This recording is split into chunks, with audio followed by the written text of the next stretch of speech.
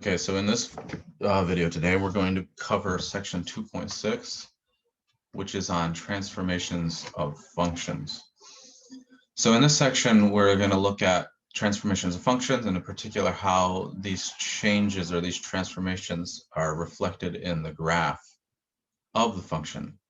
And it's going to turn out that a lot of these transformations are either going to be shifting, vertical or horizontal shifts, or reflections of some simple graph. So we're going to have, we've already looked at a lot of graphs, and these are like the basic units. These simple functions we've looked at, say a parabola, y equals x squared, or maybe y equals x cubed, or y is equal to square root of x.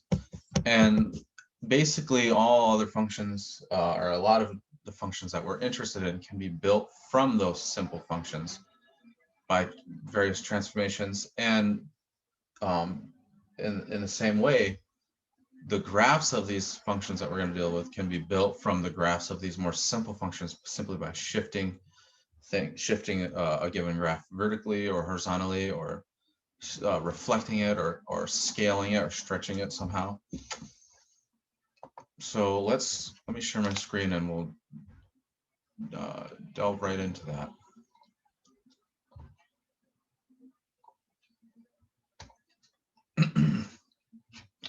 Okay, so as I said, this is section 2.6,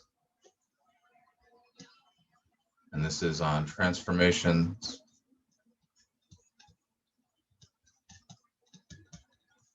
of functions. So the setup is we have some function. So we have A and B are subsets of the real number, and then we have F is some function from A to B. And we want to look at transformations of this. So the first sort of transformation we're going to look at is a vertical shift. So the idea is that we want to shift things along the y-axis, the y-axis. So and to achieve this, basically what you have to do is you have to take your function. So what we want to do is we want to basically change the height of the function at every single point, right? That's how this vertical shift. Say we want to shift things upwards. So let's say we have a parabola, and then we want to actually.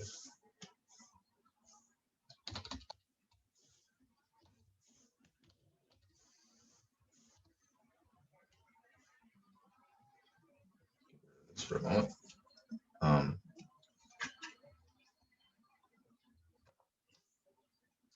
So suppose we have, let's just look at a specific type of function to illustrate or motivate what's going on.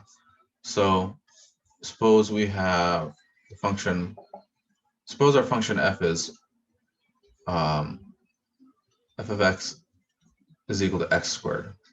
And we want to do, so this is somehow f is, or sorry, so we have some sort of transformation on f. And the plot is the following, so it's shifted up. Well, the way to implement a vertical shift is upwards, for example, so we have this factor right here. Maybe this is some number c. So we'll say c, so c is a positive number, some positive number. We don't know what it is. It's just some positive number. That's all that matters. And it's the graph shifted up by this. Well, the way you implement this change, this shift upward, is by looking at every point on here, all these points, and just shifting the y coordinate. In other words, shifting the output itself. So the graph corresponding, or the function corresponding to this shift, is simply this. So you plug in x in, f of x will give you a point on this graph, the graph on the right. But now we're going to add c to it, and it's going to shift it up. So right here, this point at the origin, so f of x equals x squared goes to the origin.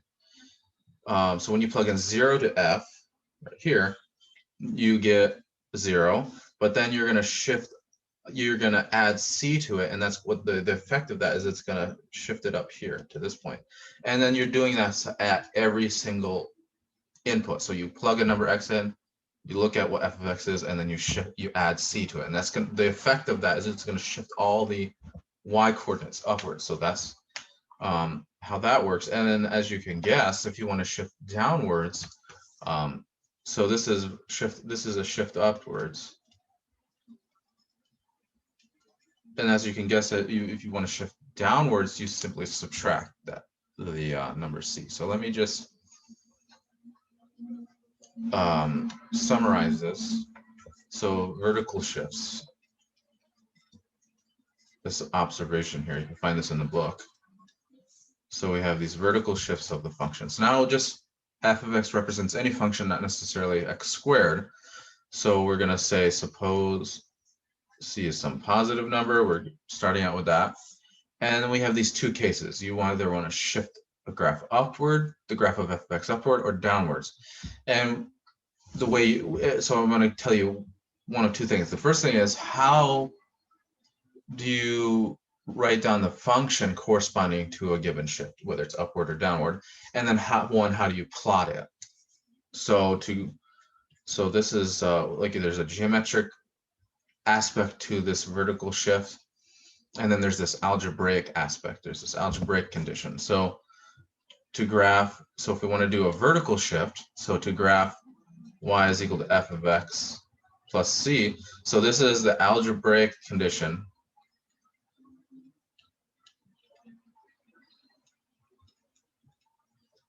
expressing a vertical shift upwards.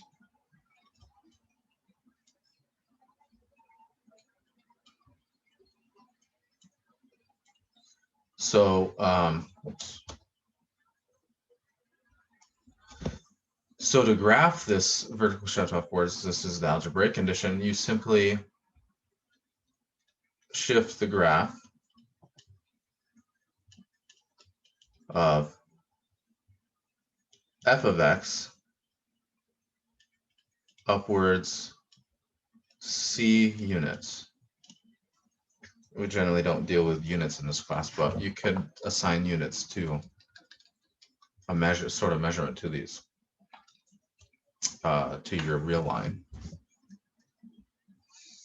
And then to graph a vertical shift downwards, so this vertical shift downwards, here's the algebraic condition. You just take the function and subtract off c. So every output is shifted, you shrink it basically in some sense by subtracting off c. The effect of that will be to shift it downwards.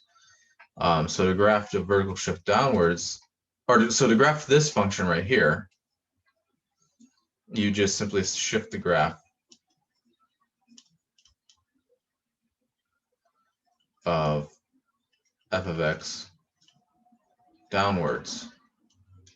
Whoops, that's not how you spell downwards.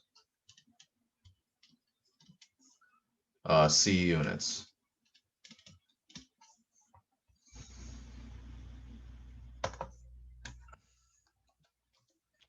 And we already looked at basically an example. The examples for these aren't too bad.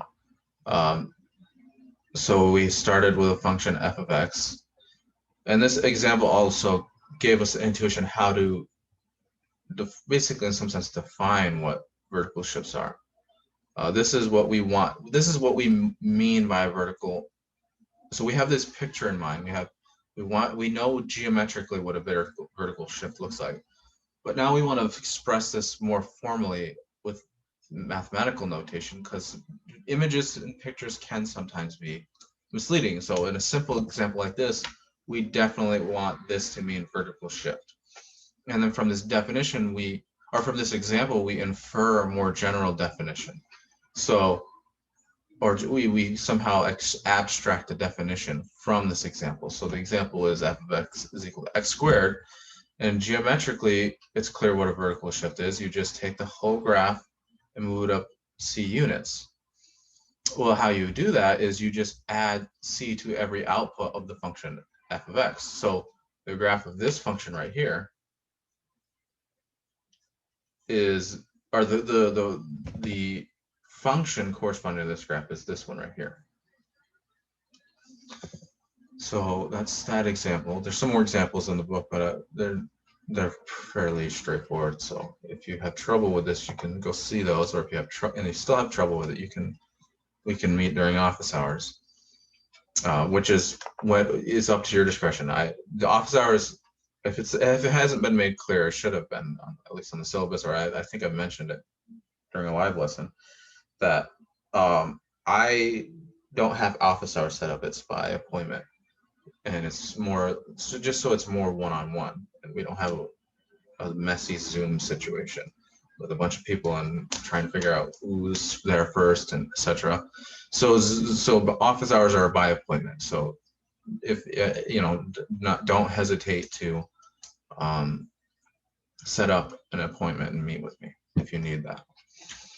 If not, that's fine too. So this is a vertical shift, or this is a vertical transformation. The next thing we want to talk about are horizontal shifts / transformations. These ones are a little bit trickier to wrap your head around because it's kind of backwards to what you would think it would be. But hopefully I can explain that that discrepancy in intuition. So the same setup, we have some function. I won't write the whole setup, but we have a function. It's from the domain is A, the codomain is B. A and B are subsets of the real line, and it has some graph. You can graph this function. And we want to do some sort of, we want to be able to perform a horizontal shift. We want to be able to move things along to the left or the right on the x-axis. So let me see if I can explain this. So let's just look at our one simple example. See, these are these elementary examples I was talking about. We have x squared, x cubed, square root of x. And basically, it was as long as you know the graph of x squared, x cubed, square root of x, maybe 1 over x, you're fine. You will know the graph of basically every other function that we're going to encounter in this class, because they're all going to be some sort of transformation of those, a shift horizontally or vertically or both, or some sort of scaling or stretching or reflection. So as long as you know those, you'll know the rest of the graphs. So with that in mind, let's just go back to our tried and true example of x squared. So, and we're going to do some sort of shift. So say it shifts over here. So the way I like to think about this is, so this shift is like a rigid motion, okay? So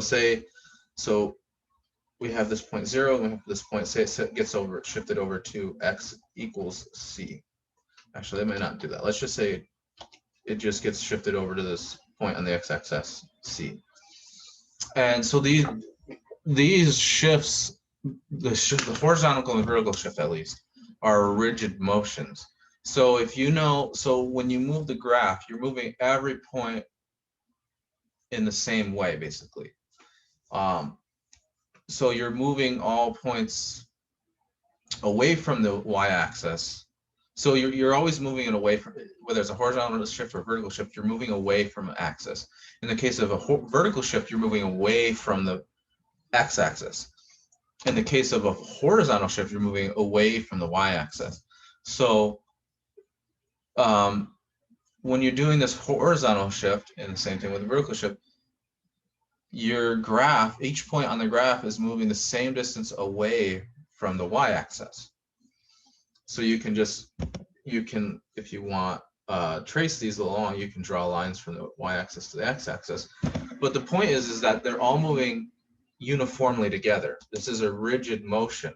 So if you can figure out where one point goes, how to shift all the points along the x-axis, if you know where one point goes, you know where the rest goes. So when you do this, when you perform this transformation, you can just look at the origin, and you ask yourself, yeah, So where a function is this, f of x equals x squared. And under this transformation, I'm going to use some notation that I think I've introduced. Under the transformation, 0 is somehow going to c, okay? Under this transformation. We know at least this point. That point's pretty clear. We start with this point and it gets shifted over to this point. It moves over to c. So what that means is that when I plug, and notice it goes through the x-axis. So you can say that roots are invariant. I don't want to quite say that. All right, this is what I say. Under the transformation, so under the transformation of a horizontal shift, a root gets sent or mapped to another root.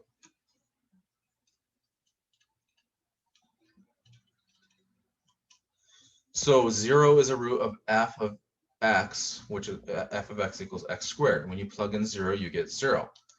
Now, under this vertical transformation, or sorry, this horizontal transformation, it's clear that the parabola, this point, that's, the root is, this point right here is also a root of this new function. So right now we're trying to determine the function corresponding to this graph right here. What does the graph of this horizontal shift look like? What's the function corresponding to this graph? And we can use the fact that when you shift the graph horizontally, the root gets mapped or sent to another root. So 0. So let's just give this a name. Let's call this g of x. We're trying to determine g of x. And g of x is somehow going to be written in terms of f of x. That's what we want to determine. So what this says is that what I'm saying right here is that 0, here's another way of saying this. Because 0 is a root of f of x, c is a root of g of x. So a root, if 0 is, if you have a, with respect to horizontal shifts, if a given number is a root of f of x, then when you shift it over by however much, c in this case, that the shifted value, the shifted x value, and that's important, it's x value, you're shifting all the x values. The shifted x value is also a root, or it is going to be a root of g of x. So that means, so what that means is that when I plug in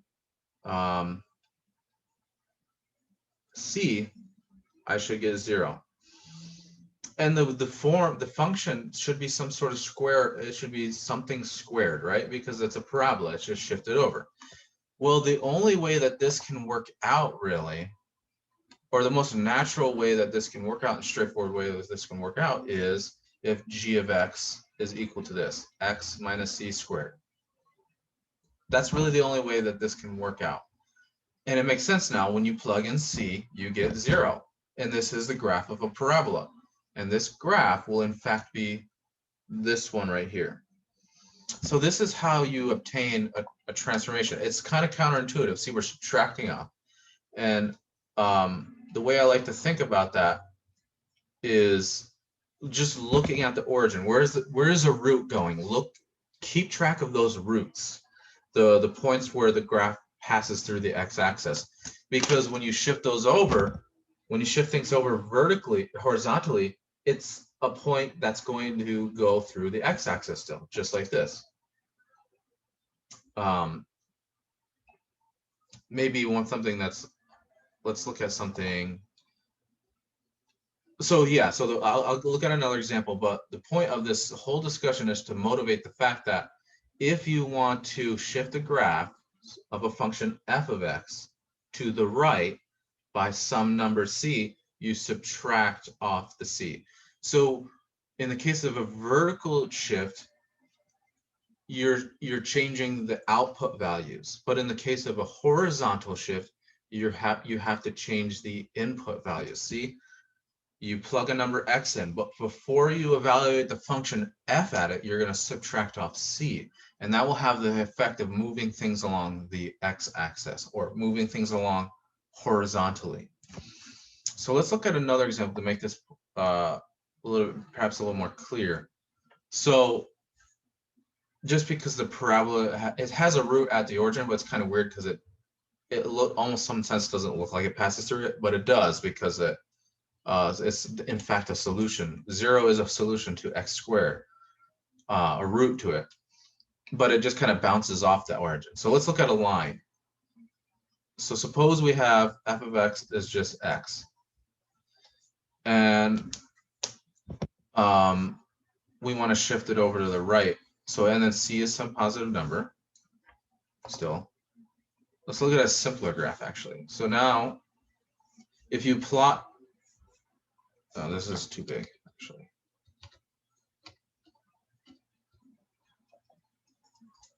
So let's plot f of x. Actually, you know,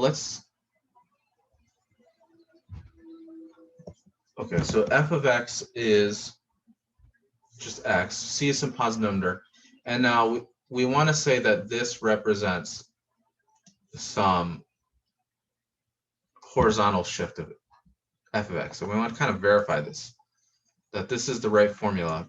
Going back, so we're going from algebra to geometry now.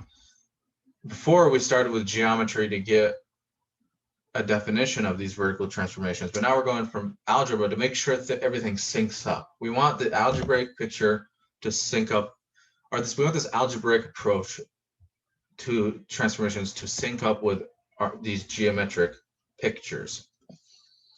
So this is f of x right here, and we perform some we're going to perform this transformation of shifting things, and you can see that 0, the origin is in fact a root, more clearly maybe than in the case of a parabola.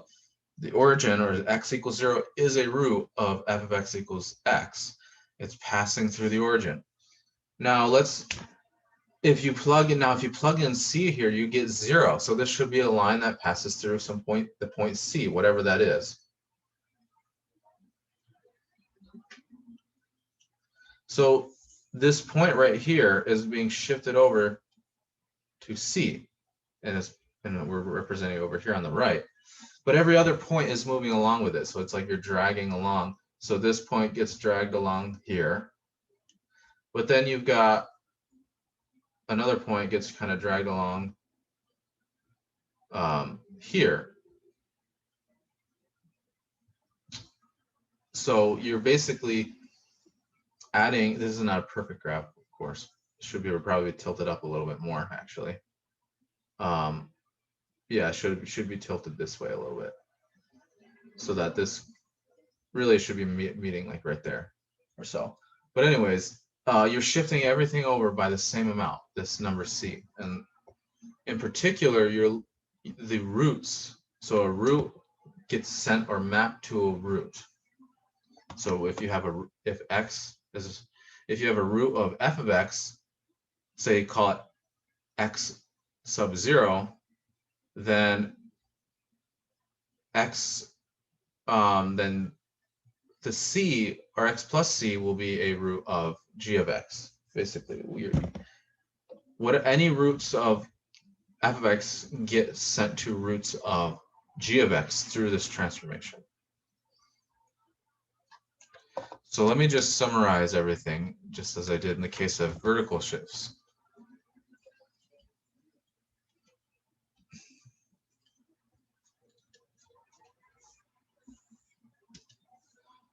So again, the setup is that C is some positive number. We have some function. I'll write it down, but f is a function from domain A to codomain B. And we have these two cases. So if we want to graph g of x is equal to f of x minus c, how you do that is to shift the graph of f of x to the right c units. So make sure you're keeping track of this fact right here, of this negative sign. Negative sign corresponds to shift to the right. Plus sign corresponds to a shift to the left. So that's the kind of sort of counterintuitive part. But hopefully this discussion up here with f of x squared, you can rewind and go back to this, showed that if you keep track of the root, you'll be able to deduce that shifting to the right does actually correspond to subtraction. So you're subtracting off on the x values themselves. So now to graph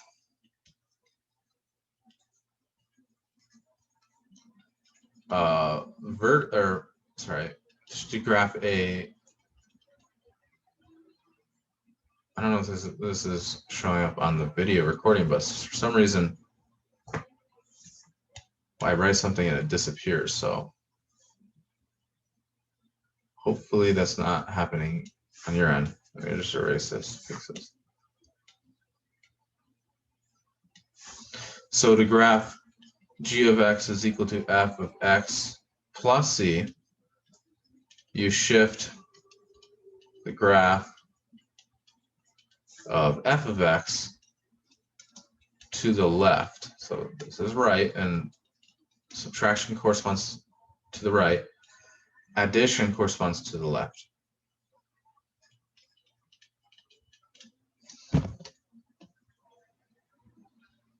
So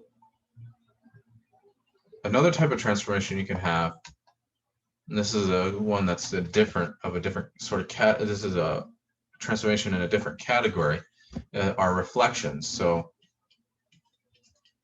you can have you can reflect graphs, you can reflect functions.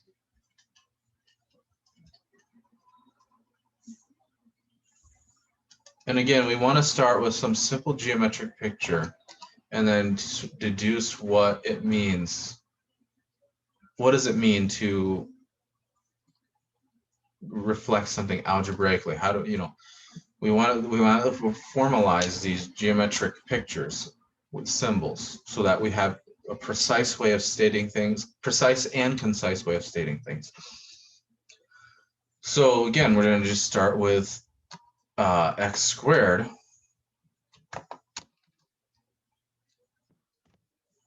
So so this is reflecting.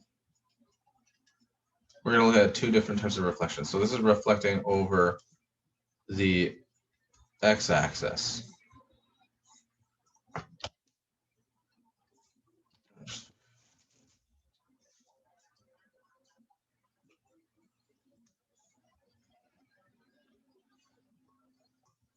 So we have x squared. So f of x is equal to x squared. And then we apply this transformation on it. And it's going to reflect it over the x-axis. So what is changing? What's changing? So none of these x values are really changing. If you take this point right here, it doesn't somehow reflect over this way. Nothing is happening to the x values. The only thing that's changing in this are the y values, right? So you have, say you have a height right here. This is, so say this is x sub 0. So this is f of x sub 0. The only thing that's happening is, so if you take x0 over here, is that the y value is changing. Namely, it's becoming the negative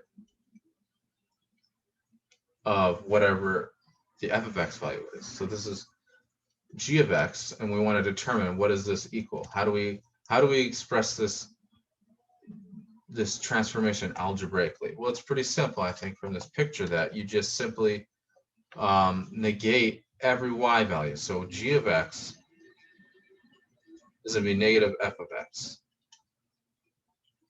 So that's just how you do the reflecting along the x-axis or over the x-axis. How do you do reflections on the y-axis? Again, this is it's always like one type of transformation is easier than the other. So the vertical transformation is easier than the horizontal transformation. The reflection over the y-axis or the reflection over the x-axis is a little easier than the y-axis. So let's try to be more careful about this one right here. So this is reflecting over or about the y-axis.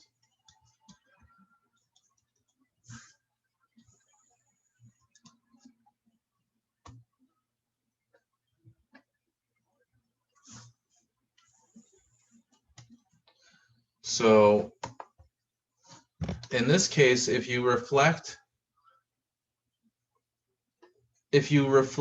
the parabola over, so the parabola is not going to help us in this case to try to figure out how do you formalize this geometric transformation, this transformation reflecting over or about the y-axis. The function f of x equals x squared is not going to help us because it has what's called a symmetry, something we've seen already. It's an even function. So even functions, when you flip them about the y-axis, they look the same, and that's pretty clear. If you reflect this function right here over the y-axis, you're going to get the function back. You're going to get the graph back.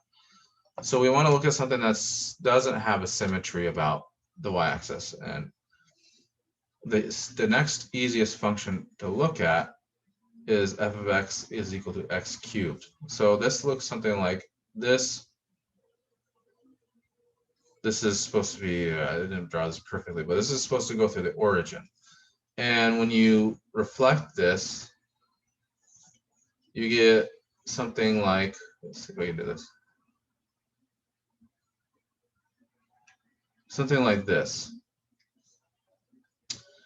So this is, we want to determine what g of x is.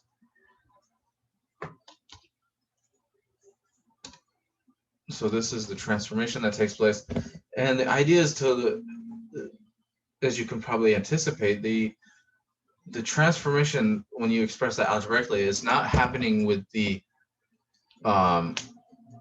necessarily with the x values. I mean the output values, although it will be the case that this is true. It's more about the. Actually, let's look at a simpler. There is a simpler one because that might be confusing. Yeah, this example might be a little confusing. So let's look at a different graph. We still need a graph that is not symmetric about the x-axis. So let's look at the graph of the square root of x. So f of x is equal to square root of x.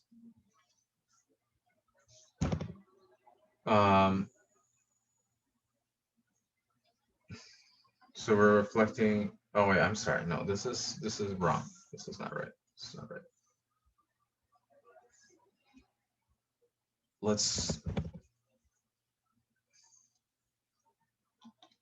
So we're reflecting about the y-axis.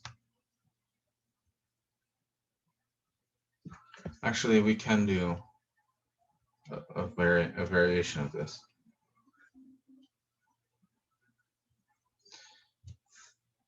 So it's not square root of x, but it's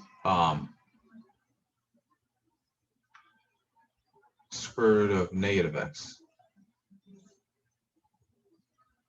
So now this looks something like this. So now the domain obviously is not, x can't be a negative number. X has to be, or x can't be a positive number. X is negative, so that that ensures that whatever's on the square root is positive. And so the transformation that's taking place is a reflection about the y-axis, and that should look something like this. But what is happening here? What's going on with this? Well, this is clearly, well, it's not clearly, I guess. What's happening is a change on the input values, right? So here I plug a negative number in, and then I get a negative, double negative, so it becomes positive, and then I get the output value is also positive. You take the square root of a positive number, so it should be above the graph. That's why this graph roughly looks like, graph of this roughly looks like this. But now the only difference between this graph and this graph is now the input values are changing. So if I look at, say this is, so let's look at a specific x value, and let's say it's positive. This right here is negative x naught. Well, if I go to the, so we have a negative x naught here, but if I go to the other side, positive x naught, this is not perfect, but it's going to be the same height right here along the x-axis. And the value of that is just going to be simply the square root. So for this, you're gonna negate every input value. Which will be that. So when you do reflections about the y-axis, you need to change the input values, namely by negating them. In the case of the reflection about the x-axis, you want to change the output values, namely by negating the output values. That's why we have this right here. So reflecting about over the x-axis corresponds to negating the output values, or the f of x values. The reflecting about or over the y-axis corresponds to negating the input values, the x values, and then plugging those into the function. So let me summarize this.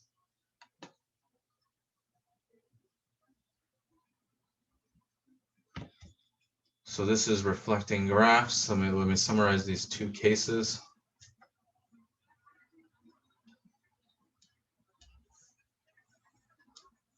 So to graph, so suppose you're given some function f of x to graph g of x is equal to negative f of x. You simply reflect f of x over or about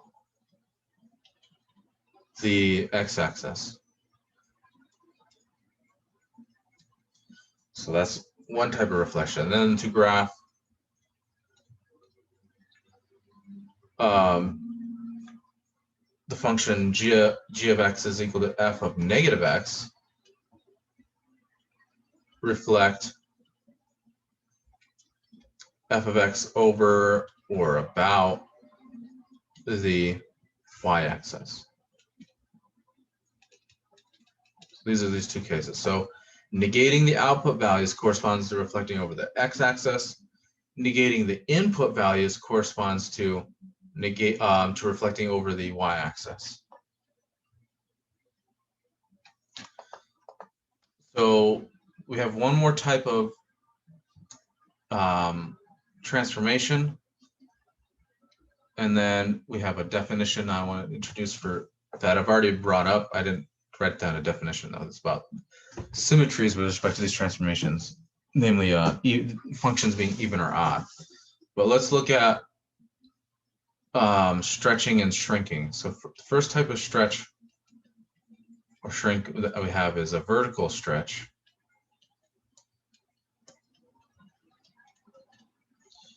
And the common theme is that to do these transformations, you're either going to change the input values or change the output values. For things that occur vertically, that corresponds to changing the output values.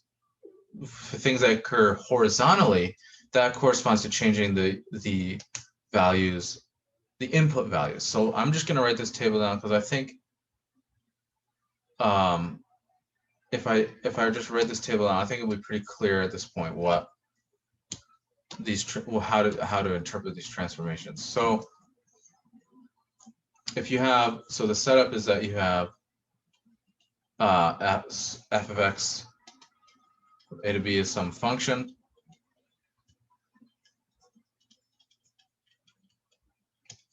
And you have these two cases, and we want to the graph, or to graph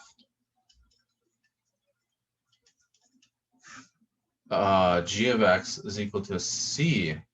So now we're changing the output values, and this will in fact correspond to a sort of stretch or shrink, because you're basically changing the height. Now this won't be a rigid motion, and like a vertical shift is rigid. You're moving the whole thing up or down. In this case, you're not going to shift things. You're just going to stretch them. And so to do a vertical stretch, to stretch along the y-axis, you have to change the output values. So to graph this new function, g of x, you have to look at one of two cases. First, if c is greater than 1, then you have to stretch so all the y values are increasing. If you multiply by a number that's greater than 1, say it's 2 or 5, you're going to make the number larger. So if you're, in this case, to graph g of x, you stretch the graph of f of x vertically or along the y-axis by a factor of c. Now, so that's how you deal with the case c is greater than 1. On the other hand, if c is between 0 and 1, this is going to shrink the graph, and because if you multiply by a number between in this range, you're going to shrink that number. If you multiply by a half, if you multiply any number by a half, it's going to be smaller. So you're going to shrink the graph.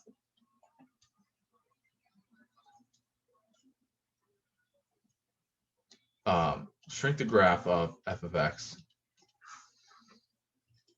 by a factor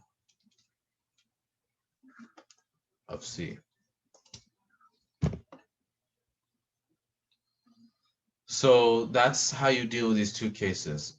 And this will be, so let me just draw a little picture for these two cases. So if you have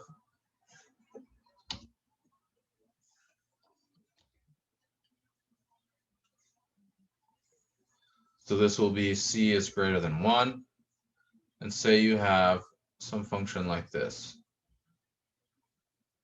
If c multiply, so draw the other function in a different color.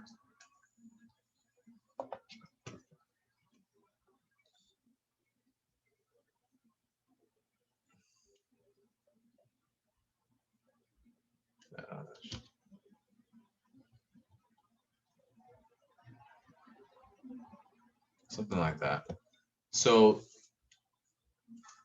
the function drawn in black is going to be y is equal to, it's going to be just the graph of f of x.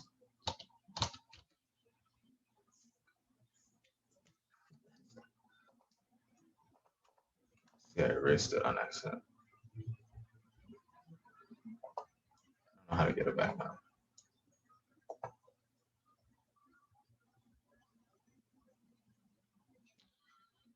I'll just redraw it. So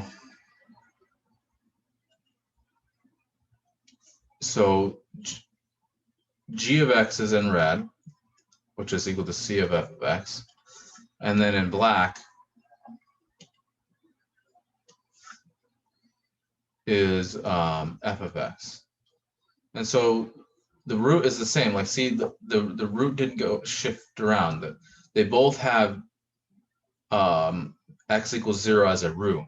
So the root didn't move around. That this wasn't a rigid motion, but like each output value is like stretched along this way. So this value gets stretched to here by a factor of c. And then in the case of c being between 0 and 1, the red line will actually be under here in this region right here, and then the red line will go. I'll just draw a dotted line for the case that c is between 0 and 1. So let me just write down. So in the case of a vertical shrink or shift, or vertical shrink or stretch, you're changing the output values. And for horizontal, you're going to change the input value.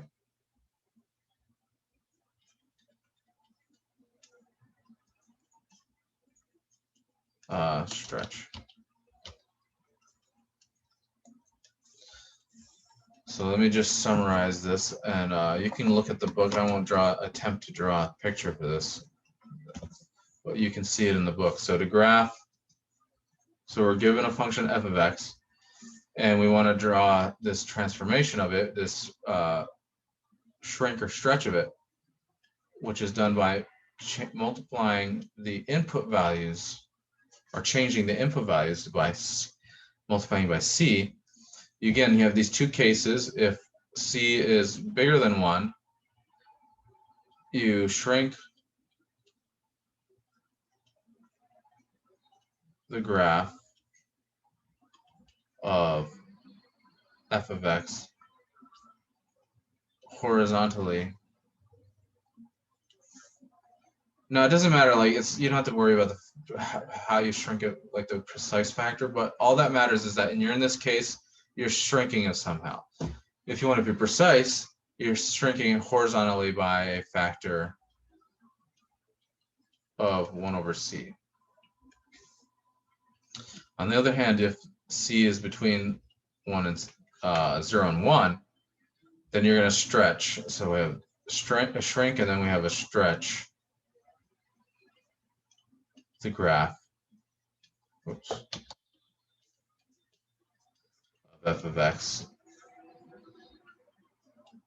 horizontally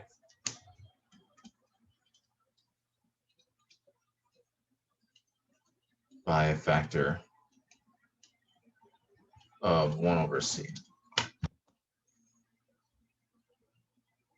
So the last thing I want to talk about is even odd function. I'm just going to write down the definition, because we've already saw symmetries of equations, and the symmetry of our functions being even or odd is basically the same as this notion of symmetry of algebraic expressions. So let me just write down the definition, and we'll call it a day. So we have even and odd functions.